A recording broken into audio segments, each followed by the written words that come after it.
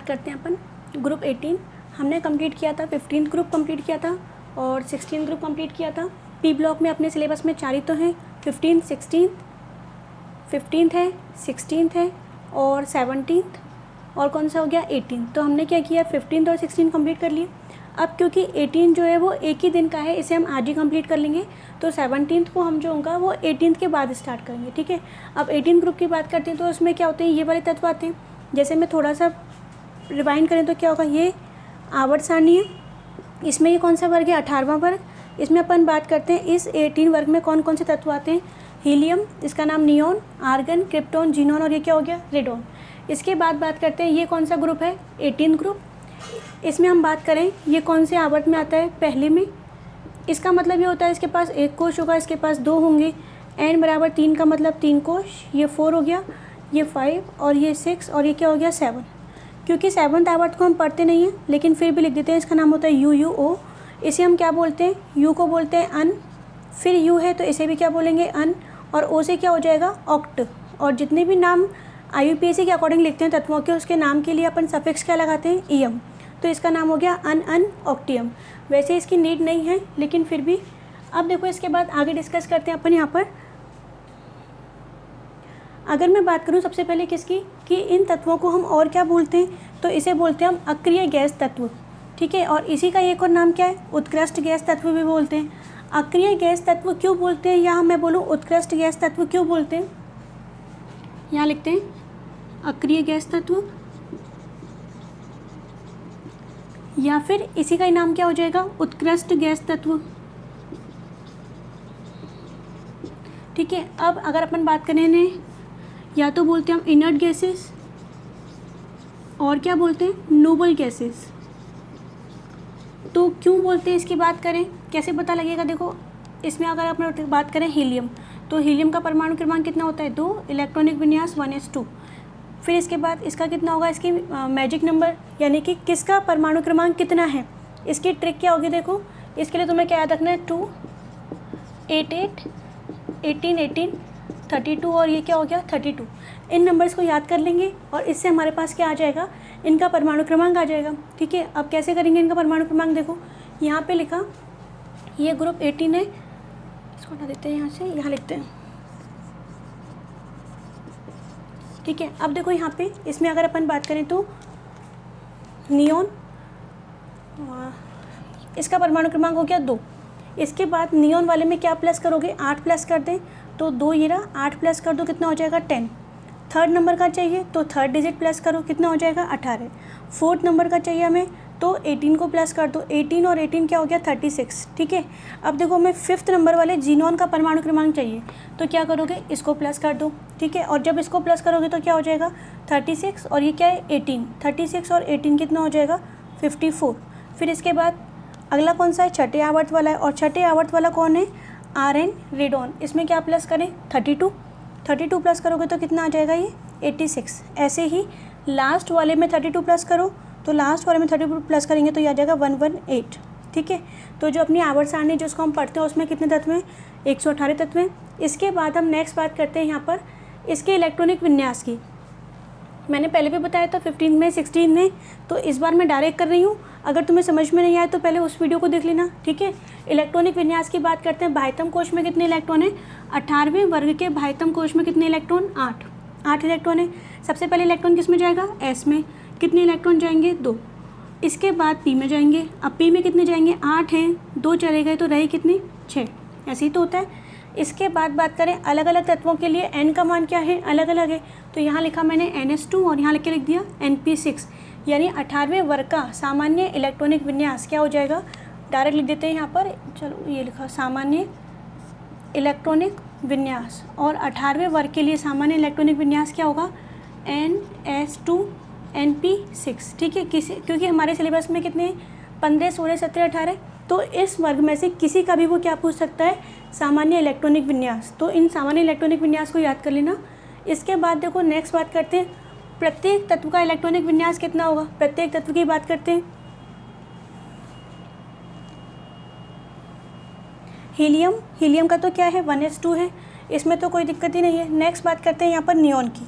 कैसे करते आए अपन, n की वैल्यू कितनी है यहाँ पर 2 है, तो n का मान कितना रख देंगे, 2 रख देंगे, क्या हो जाएगा 2s2 2p6। ठीक है, यहाँ पे n की वैल्यू कितनी है 3 आर्गन के लिए, तो n की वैल्यू 3 रख देंगे, बस हो गया 3s2 3p6। 4 वाले के लिए 4 रख देंगे, 4s2 4p6। 5 वाले के लिए 5, 6 वाले के लिए हम 6 रखेंगे जैसे पहले करते आए हैं, और ये हो जाएगा 7s2 7p6। ठीक है, इसके बाद क्या हुआ, अभी तक हमने सिर्फ क्या किया है, इनमें सिर्फ 8 इलेक्ट्रॉन जो होते हैं उन्हीं को फिल किया, यानी कि इनके बाह्यतम कोश में, जैसे मैंने तुम्हें पहले बताया था एस ब्लॉक पहला वर्ग, तो इसमें कितने इलेक्ट्रॉन होंगे, एक ही इलेक्ट्रॉन होगा।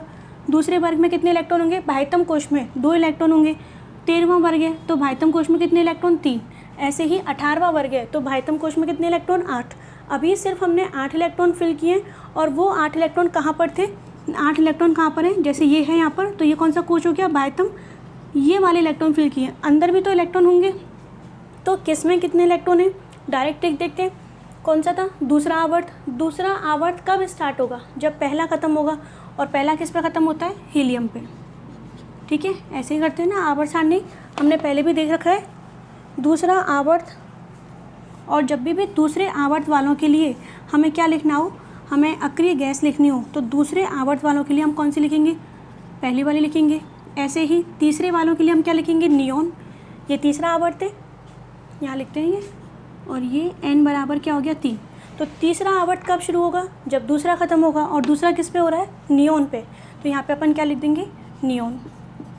ठीक है, ऐसे ही 4 है, तो फोर्थ आवर्त कब स्टार्ट होगा, फोर्थ आवर्त कब स्टार्ट होगा, जब थर्ड ख़त्म होगा, और थर्ड किस पे कंप्लीट होता है, आर्गन पे। थर्ड है ना ये,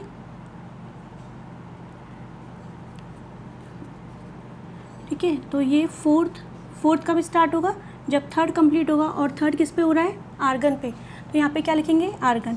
अगर नहीं समझ में आया तो एक बार पहले वाली वीडियो देख लेना। ठीक है, और वैसे मैं डायरेक्ट कर रही हूँ, दूसरे आवर्त के लिए पहली वाली गैस, तीसरे आवर्त के लिए दूसरे आवर्त वाली गैस, आर्गन। इसके बाद क्या आना है, क्रिप्टॉन, और ये क्या हो जाएगा यहाँ पे, जीनॉन, और ये क्या हो गया, रेडॉन। ठीक है, और इसके बाद यहाँ पे इसका परमाणु क्रमांक, और ये हो गया 86। अब बताओ यहाँ तक इनका इलेक्ट्रॉनिक विन्यास कंप्लीट हो गया क्या, नहीं हुआ, क्योंकि हमने पहले भी सीख रखा है। और क्या सीखा है हमने, कि जैसे ही चौथा आवर्त आता है, तो चौथे आवर्त के आते ही क्या स्टार्ट हो जाएगा, चौथे आवर्त के आते ही डी स्टार्ट होता है। इसका मतलब देखो यहाँ पर यही तो है, और ये डी है ना। हम किसकी बात कर रहे हैं, क्रिप्टॉन की। यहाँ पे क्या है, क्रिप्टॉन। तो जब क्रिप्टॉन में इलेक्ट्रॉन जाएंगे, तो जैसे ही क्रिप्टॉन आया यहाँ पे क्या आ जाएगा, डी ब्लॉक। कौन सा डी आएगा, क्या पढ़ा है हमने, कि जैसे फोर्थ आवर्त होता है तो डी क्या चलता है, कम चलता है, तो यहाँ पे क्या हो जाएगा, ये हो जाएगा 3d10। ठीक है, इसके लिए बात करें तो ये क्या हो जाएगा, 4d10। नेक्स्ट वाले के लिए बात करेंगे 5d10। ठीक है, और फिर इसके बाद नेक्स्ट वाले के लिए बात करें तो ये हो जाएगा 6d10। ये तो हो गई डी की बात।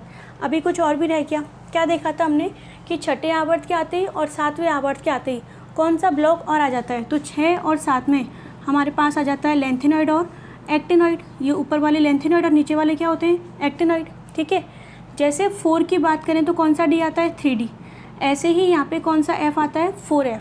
तो इसका मतलब जैसे ही 6 आवर्त आया हमारे पास क्या आएगा, 4f आएगा। ठीक है, मैंने पहले ही कहा था, मैं डायरेक्ट बता रही हूँ क्योंकि हम इन सबको पहले पढ़ चुके हैं। तो यहाँ पे क्या आ जाएगा, 4f, और ये क्या हो गया 14।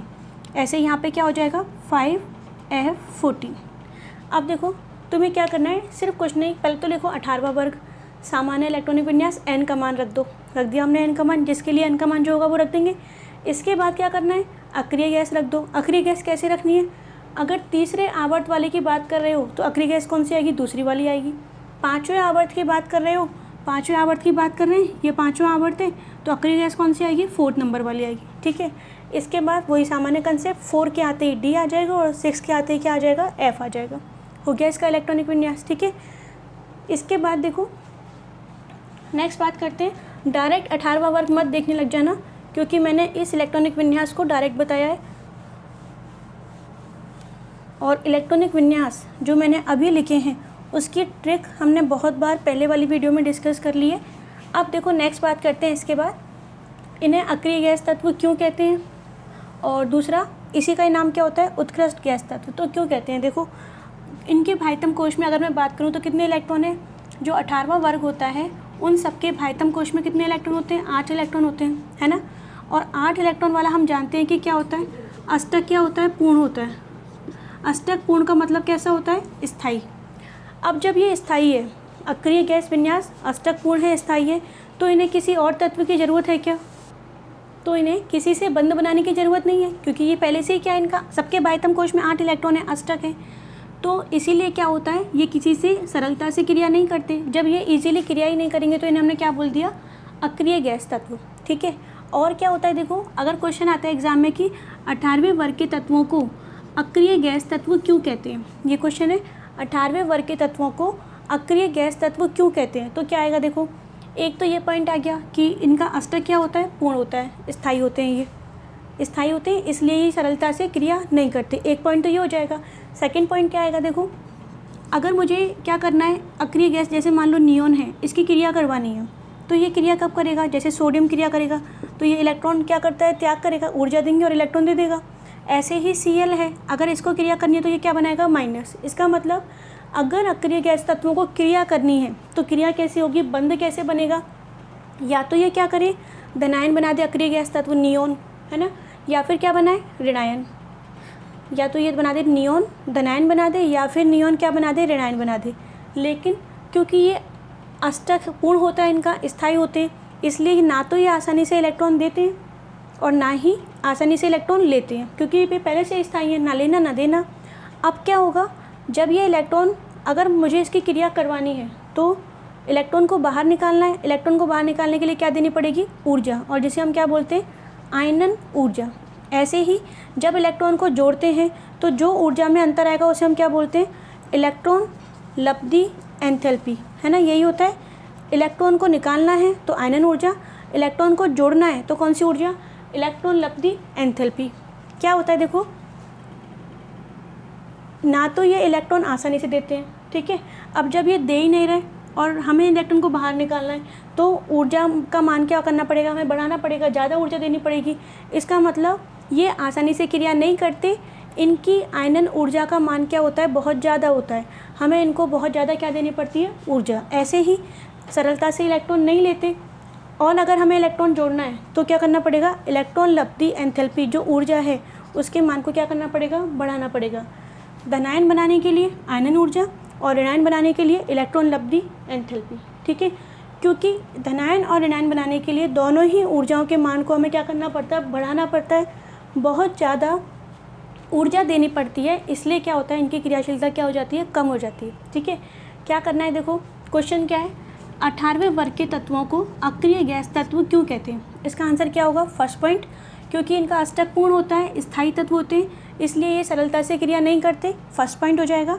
सेकंड पॉइंट की बात करोगे तो क्या आएगा, इनकी आयनन ऊर्जा का मान और इलेक्ट्रॉन लब्धि एंथैल्पी का मान, दोनों का ही मान क्या होता है, बहुत उच्च होता है।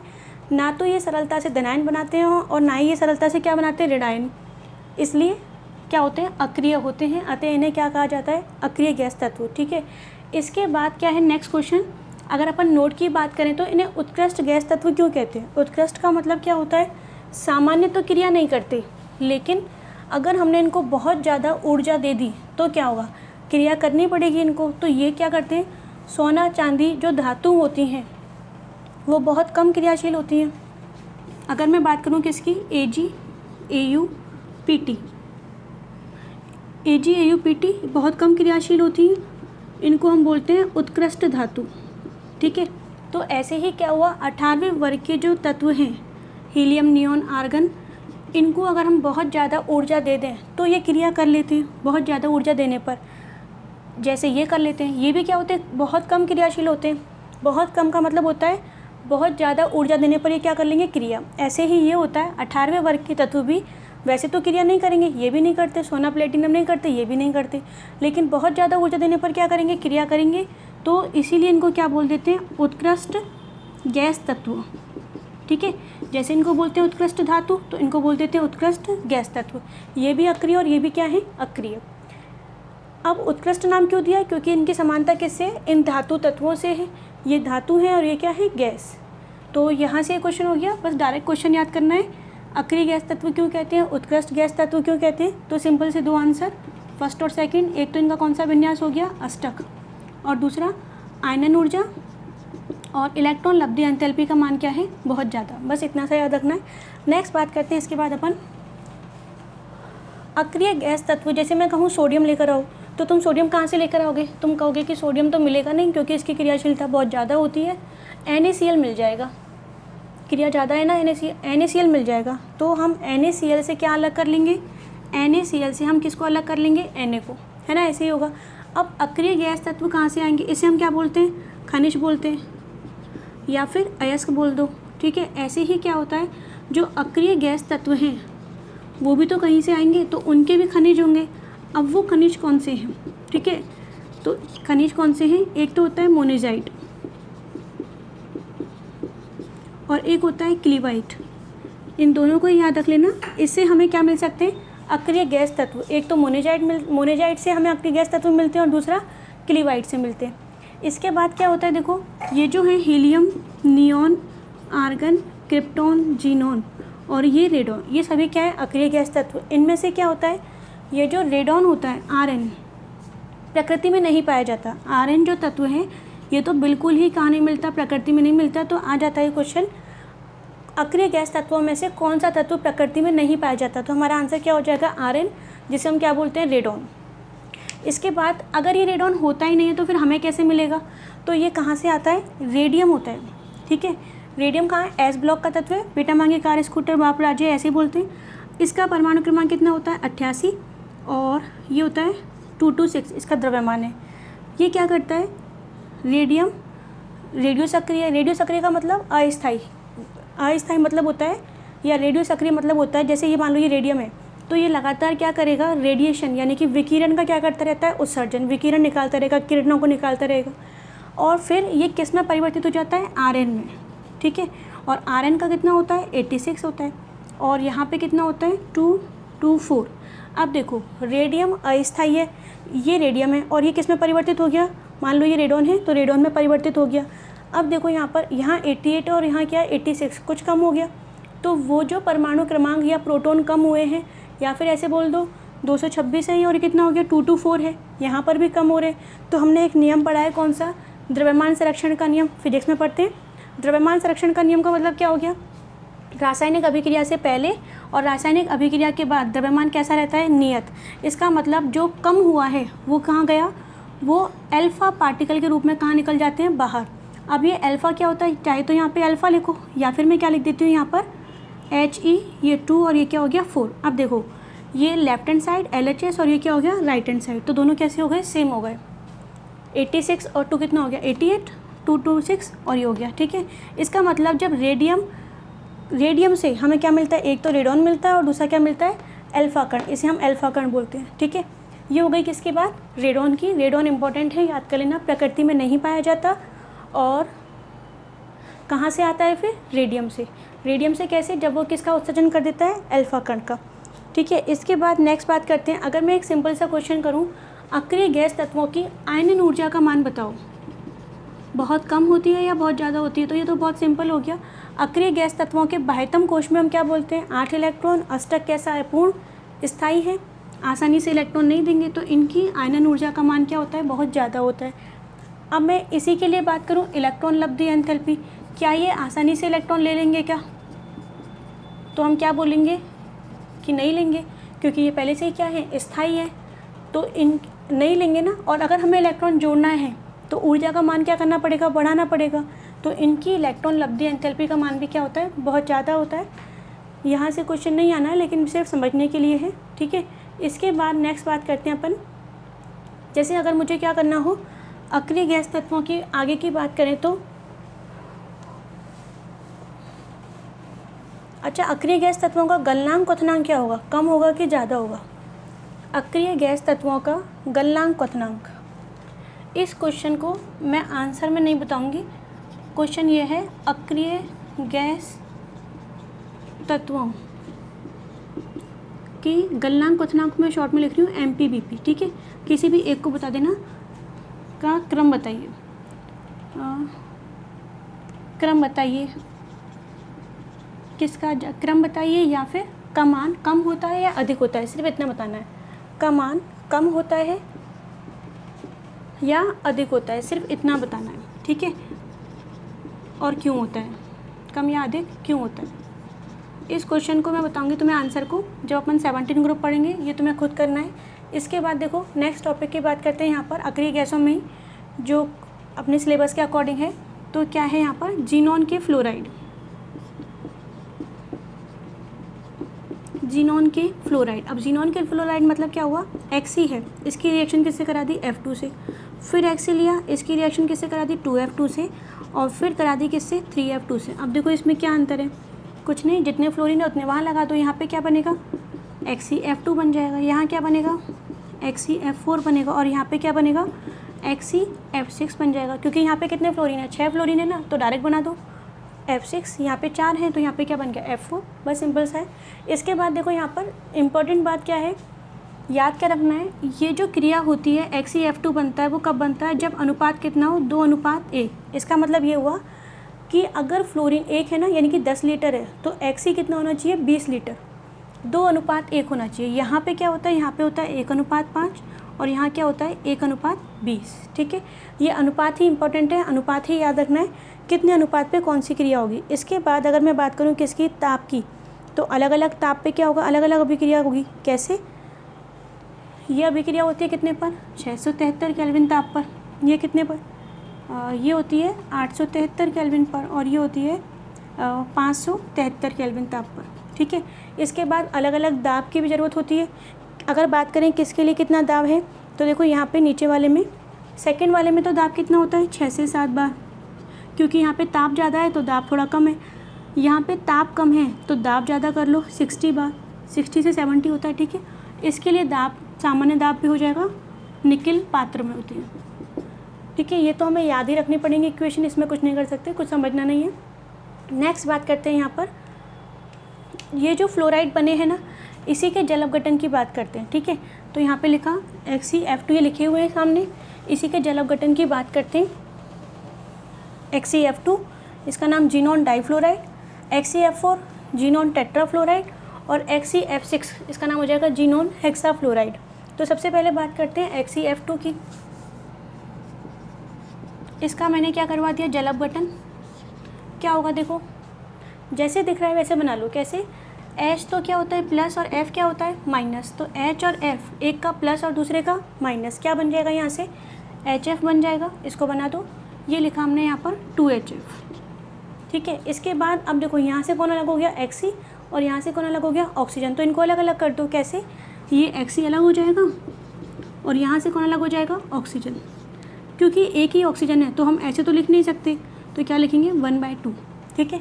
अब बिल्कुल सेम किसको किया हमने, XeF4 को, इसका जल अपघटन कराओ, और जब XeF4 का जल अपघटन कराओगे तो क्या होगा, बिल्कुल सेम वही होगा। H और F क्या बन जाएगा, HF बनेगा। ये बना दिया हमने। Xe को पहले लिखते हैं, अक्रिय गैस तत्व पढ़ रहे हैं अपन, Xe, और ये क्या होगा 2HF।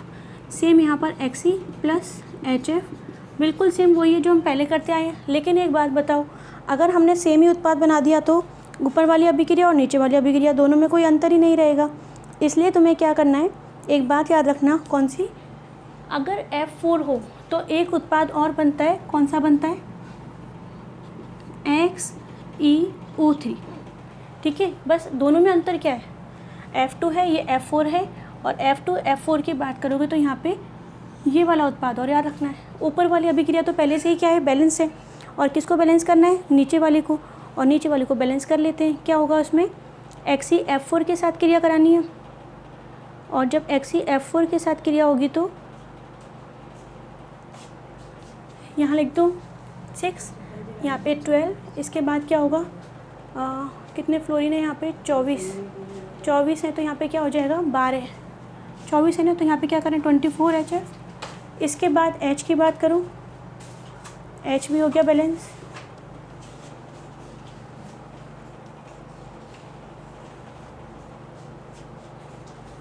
ये हो जाएगा 4Xe, इसको याद ही रखना, 2XeO3। अब क्या रह गया, ऑक्सीजन, ऑक्सीजन को बैलेंस कर लेंगे, 3 2 जा 6, और ये कितना है 12, तो ये हो जाएगा यहाँ पे 3, ठीक है। इसको तुम्हें याद कैसे रखना है, देखो ऐसे कर लो, 612, 6 और ये 12 और नीचे क्या आएगा 42,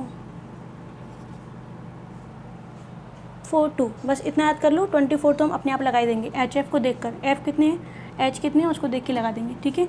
तो 612 अपॉन क्या कर दोगे 42 और फिर लगा दो ऐसे, हो गया इतना। अब नेक्स्ट इसकी बात करते हैं, XeF6 की बात करते हैं। और जब XeF6 की बात करोगे तो क्या होगा, जलव गठन कराते हैं इसका। थोड़ा सा XeF6 का जलव गठन थोड़ा इंटरेस्टिंग है और अच्छा भी है। देखो इसमें क्या करते हैं, XeF6 में XeF6 एक बार मैंने लिखा है यहाँ पर H2O, एक ही H2O है ये, फिर दूसरी बार 2H2O, फिर इसके बाद 3H2, ठीक है। अब यहाँ पे इसका कराते हैं जलव गठन, क्या होगा देखो, जैसे हम पहले कराते हैं H और F मिलके क्या बनेगा HF, तो यहाँ बना दिया हमने HF, ठीक है। इसके बाद देखो और क्या हो सकता है, HF बन गया, तो पहले ये देखो कितने HF बनेंगे, 2 हाइड्रोजन है तो ये भी फिक्स है, 2 हाइड्रोजन है तो क्या बनना है 2 ही HF बनने हैं, ये भी सही है। अब देखो यहाँ पे क्या होगा, जब F6 है ना तो यहाँ से कितने फ्लोरीन चले गए, इसकी बात करो, इससे तुलना करो, कितने फ्लोरीन चले गए, 2 फ्लोरीन चले गए। तो 2 फ्लोरीन ऐसे तो आएंगे, 1 फ्लोरीन ये गया, 1 फ्लोरीन ये गया, ठीक है। यानी कि Xe के ऐसे 6 बंद बने हुए थे, है ना, और 6 में से कितने फ्लोरीन चले गए, 2 चले गए। अब दोनों बंदों की भरपाई कौन करेगा, ऑक्सीजन, क्योंकि हमें पता है कि ऑक्सीजन क्या बनाता है, डबल बॉन्ड, ऐसे ही होगा ना। तो यहाँ पे क्या आ जाएगा Xe, और कितने फ्लोरीन रहेगा यहाँ पे 4, क्योंकि 2 तो चले गए, और उसकी जगह पे कौन आ जाएगा ऑक्सीजन, ठीक है। ये बात समझ में आई। 2 फ्लोरीन जब चले गए तो 2 फ्लोरीन की भरपाई कौन करेगा, ऑक्सीजन करेगा। तो 2 फ्लोरीन का जाना और 1 ऑक्सीजन का क्या होगा, आना। नेक्स्ट बात करते हैं, यहाँ पर क्या होगा, 4 हाइड्रोजन है तो यहाँ क्या बनने वाला है 4HF बनेगा। इसके बाद यहाँ बताओ कितने रह गए, 4 फ्लोरीन चले गए ना, 4HF है, 4 फ्लोरीन चले गए तो कितने रह गए Xe, और 2 फ्लोरीन है तो यहाँ पे मैं क्या लिखूँ F2, ठीक है। अब क्या रह गया, ऑक्सीजन। अब देखो एक बात सुनो, यहाँ से कितने फ्लोरीन गए थे, 2 गए थे। जब 2 फ्लोरीन गए तो कितना ऑक्सीजन आया, 1 आए थे। और जब 4 फ्लोरीन चले गए तो कितने ऑक्सीजन आएंगे, 2 ऑक्सीजन। अब यहाँ देखो, यहाँ से क्या होगा 6HF, क्या रह गया यहाँ पे Xe, और क्या है ऑक्सीजन। 6 के 6 फ्लोरीन चले गए ना, तो 2 फ्लोरीन की जगह पे आएगा 1 ऑक्सीजन। अगर 4 फ्लोरीन ले रहे हैं तो 2 ऑक्सीजन, और अगर 6 फ्लोरीन जा रहे हैं तो कितने ऑक्सीजन आएंगे, फिर 3 ही आएंगे। इसका मतलब इस बार 6 के 6 फ्लोरीन चले गए और उसकी जगह पे कौन आने वाला है O3, ठीक है। तो ये इनको हम क्या बोलते हैं, क्योंकि यहाँ पे 6 के 6 फ्लोरीन चले गए तो इसे हम बोलते हैं पूर्ण जलव गठन, इसे हम बोलते हैं पूर्ण जलव गठन, ठीक है। और इन्हें हम क्या बोलते हैं, इन दोनों को बोलते हैं आंशिक जलव गठन, क्योंकि सारे फ्लोरीन नहीं गए, आंशिक जलव गठन। और ये भी सेम क्या है, आंशिक जलव गठन, ठीक है। इसके बाद क्या बात करते हैं, लास्ट टॉपिक रह गया इसका, इन्हीं की संरचनाओं की बात करते हैं और फिर यूजेस हैं। यूजेस में कुछ खास है नहीं, और फिर अपन बात करते हैं यहाँ पर संरचनाओं की। एक रिएक्शन और है, देखो ये सिंपल सी रिएक्शन है, XeF4, इससे अलग है, ये F6 है, ये XeF4 है, O2F2। अगर इसकी क्रिया कराओगे तो क्या होगा, हमें पता है कि Xe कितने फ्लोरीन के साथ जुड़ सकता है, 6 फ्लोरीन के साथ जुड़ सकता है, और यहाँ पे कितने 4, तो ये दोनों फ्लोरीन भी यहाँ आ जाएंगे और कौन सी गैस बाहर निकल जाएगी, O2। क्या बनता है XeF6 और प्लस क्या बनता है O2, ठीक है। अब नेक्स्ट बात करते हैं इनकी संरचनाओं की।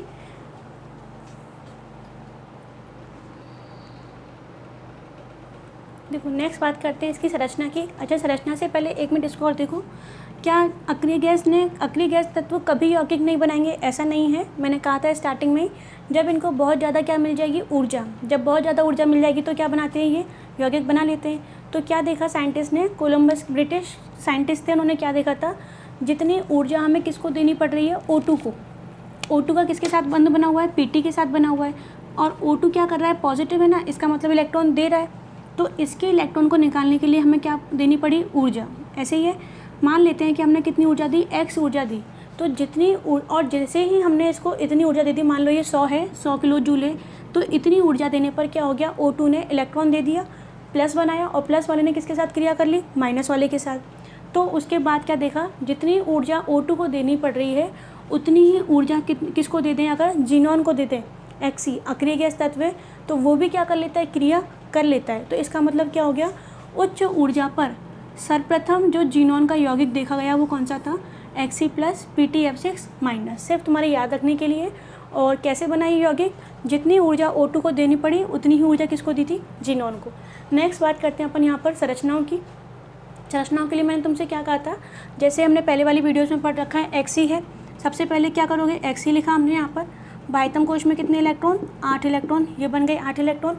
कितने फ्लोरीन है यहाँ पर, ये रफ डायग्राम है, 2 फ्लोरीन है तो 2 बंद बना दो, ठीक है। इसके बाद ये क्या है, सिग्मा, सिंगल बॉन्ड को सिग्मा बोलते हैं, ये लॉन पेयर, ये लॉन पेयर और ये भी क्या है, लॉन पेयर। क्या होगा, इसकी बात करें Xcf2 के पास, तो हमें पता लग गया कि 2 तो सिग्मा है और 3 क्या है, लॉन पेयर है। और 2 और 3 कितना होता है, 5। तो n = कितना हो गया, 5। और 5 के लिए हम क्या बोलते हैं, कौन सा संकरण आएगा, संकरण आएगा sp3 और ये क्या हो जाएगा, d। एक s का, s में एक ही होता है ऐसे, है ना, और p में कितने होते हैं, 3। तो कितने हो गए ये, 4, और हमें कितने चाहिए, 5। तो एक किसका काम में आएगा, d का। अब आकृति की बात करोगे इसकी, तो आकृति कैसे बनती है, 5 के लिए क्या बता रखा है, 5 के लिए। अच्छा एक बात और, अगर ये तुम्हें संरचनाएं समझ में नहीं आए तो प्लेलिस्ट में क्या है, मैंने वो डाल रखा है VSEPR थ्योरी, VSEPR, ठीक है। VSEPR थ्योरी को देख लेना, तुम्हें ये सारी संरचनाएं समझ में आ जाएंगी। अगर यहाँ समझ में नहीं आए तो अब ये कितना है, n = कितना है, 5 है ना। तो इस 5 में क्या करोगे, 5 को हमें एडजस्ट करना है। कैसे एडजस्ट करोगे, देखो 5 को एक ऊपर बनाया, एक का बनाया नीचे, सेंटर में कौन आने वाला है, Xc, ठीक है। हमें कितने अरेंज करने हैं, 5, अभी कितने किए हैं, 2, तो बचे कितने, 3। 3 को कैसे बनाओगे, ट्रायंगल बना दो, ऐसे ही तो बनाते हैं, ठीक है। ये समझ में आया, इसको दोबारा बनाते हैं।